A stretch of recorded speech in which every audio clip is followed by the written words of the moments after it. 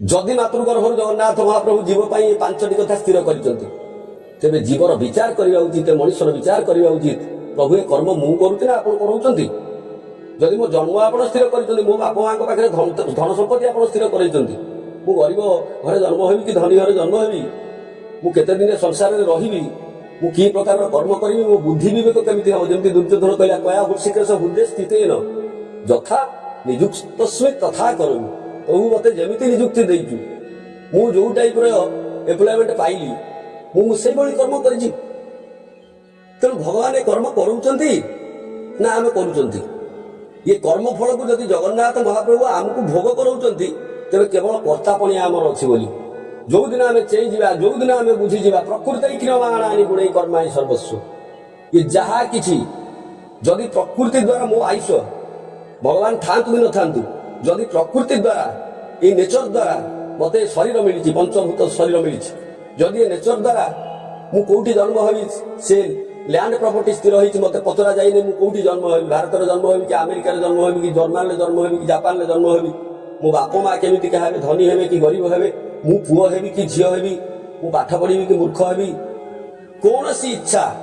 कौन सी कामना मोर पूरण करा जाई नहीं जहाँ को पाश्चात्य दार्शनिक जहाँ पर शास्त्र कहते we have been thrown into this world आमको फोपड़ा जाइए फिंगा जाइए ठेली दि जाइए आम आखि खोलिला बेलू यही मोर बापा यही मोर माँ यही मोर संसार यही मोर मामू भाई मुझे जन्म होती सहर जन्म होती गाँव जन्म होती यही मोर जिला यही मोर राज्य यही मोर ठाकुर ठाकुराणी यही मोर ठाकुर घर यही मोर मातृभाषा यही मोर मातृभूमि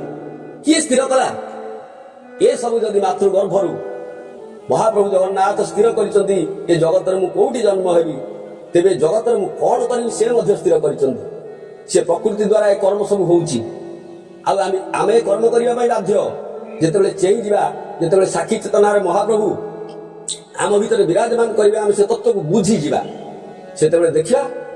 कथा मु कहूनी पाटी कथा कहूँ हाथ मु हलऊ नहीं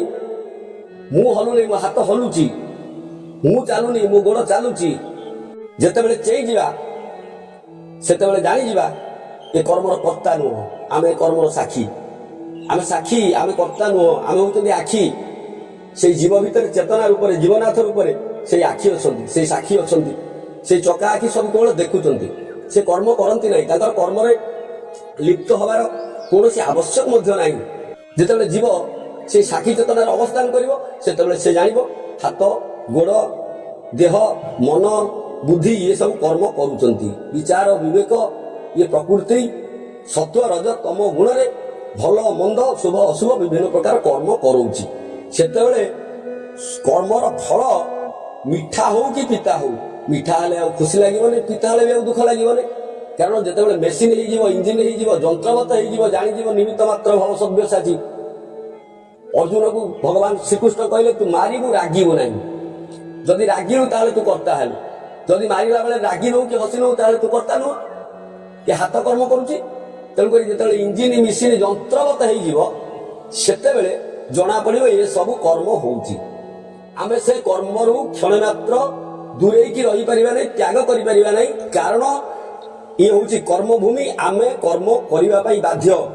तेणु भगवान कौन सी रकमर आमे जेते पछ घुंचा देले भी जोठी लुचिकी रहिले भी निर्दिष्ट समय रे निर्दिष्ट क्षण रे से कर्म को भगवान आम द्वारा करई नेबे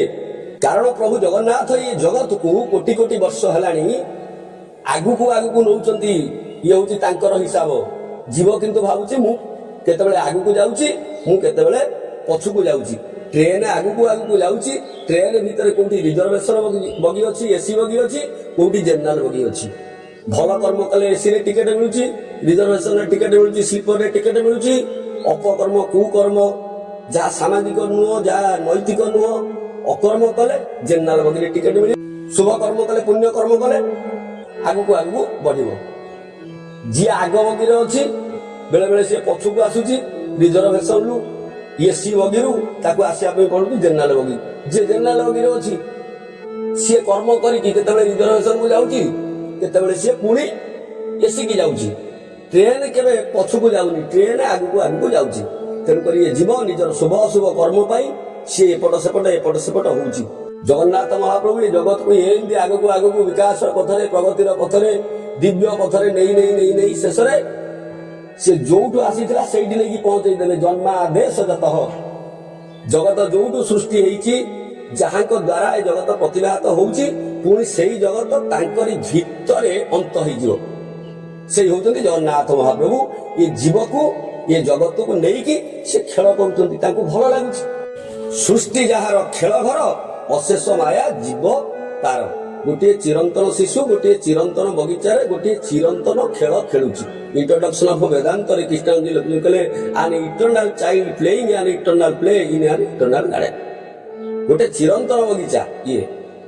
ये केबे अंधार नुह ये केबे दुखपूर्ण नुह ये संसार दुखालय जेते दिन पर्यंत व्यवहारिक दुनिया रे आमे बास करछुंदी आ व्यवहार करछुंदी बा अनुभव करछुंदी जदि परमार्थिक तत्व दृष्टिकोण विचार करा जाए ताले एठी किछि नै सबु शाश्वत सबु चिरंतन यह एक चिरंतन बगीचा ये चिरंतन जगत रे चिरंतन होउछन्ती जगन्नाथ महाप्रभु तांकर यह एक चिरंतन खेल आमे मध्ये खेलिबा पई बाध्य आ जे ये खेल को बुझी पारे से चाहिबो ये खेल सरी जाए थरे जदि प्लेयर प्ले को बुझी जाए ये गेम को बुझी जाए ताल से गेम ओवर करिया पई चाहिबो आ गेम ओवर आपे आपे हि जीवो कारण वास्तव रे मध्ये एक खेल नुह कि यह सत्य मध्ये नुह जहा जे भली ताहा से भली देखा न जाई कि आ गोटे रकम प्रतिभात होउची दौड़ी साप भलिया देखा जाउची जेतेबेला पर्यंत साप देखा जाउची सेतेबेला पर्यंत दौड़ी नाही जेतेबेला दौड़ी देखा जीवो तापर आ साप नाही सतरे जेतेबेला ईश्वर साक्षात्कार हुए सतरे जेतेबेला जीवन जगन्नाथ सहित साक्षात्कार हुए ब्रह्म साक्षात्कार हुए सेतेबेला आ जगत न थाए जी जो भाव में प्रकट होते जी जो भाव में देखा जाऊे भी ता अंतराल ता प्रसाद पटरे नायक किए ताहा से देखि पाए से ही होची जीवन मुक्त साधक जी जगत भीतर जगन्नाथ को दर्शन कर पाए जेतेबेले ब्रह्म दर्शन हुए सेतेबेले आ जगत न थाए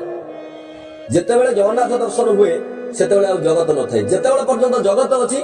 सेतेबेले पर्यंत जगन्नाथ नाहांती जेतेबेले पर्यंत साप अछि सेतेबेले पर्यंत दौड़ी नाही टर्च जलीगला पर जेतेबेले दौड़ी देखागला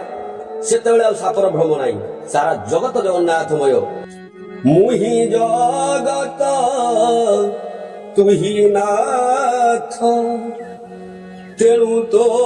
नाम जगन्नाथ।